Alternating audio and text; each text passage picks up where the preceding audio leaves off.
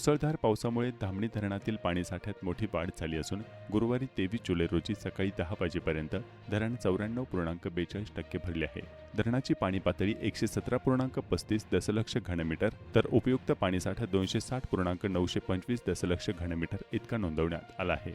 वाढती पाण्याची आवक लक्षात घेऊन धरणाचे 5ही दरवाजे आणखी 50 सेंटीमीटरने उघडण्यात आले असून आता ते एकूण 125 सेंटीमीटर खुले करण्यात आले आहे। यामुळे धरणातून 18,037.10 क्युसेक्स पाण्याचा विसर्ग सुरू असून पॉवर आउटलेटमधून आणखी 650 क्युसेक्स पाणी सोडले जात आहे। दरम्यान कवडसा पिकअप वेअरची पाणी पातळी 67 मीटर असून साठा 4.460 दशलक्ष घनमीटर इतका आहे। धामणी धरणाचा विसर्ग धरून येथून एकूण 59,599.90 क्युसेक्स पाणी प्रवाहित होत आहे।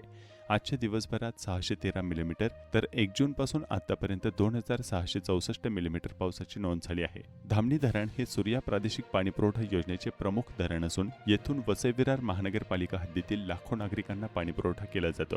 धरणातील वाढलेल्या साठ्यामुळे शहराच्या पाणी पुरवठ्याबाबत मोठा दिलासा मिळाला असला तरी नदीकाठच्या नागरिकांनी सतर्क राहण्याचे आवाहन प्रशासनाने केले आहे।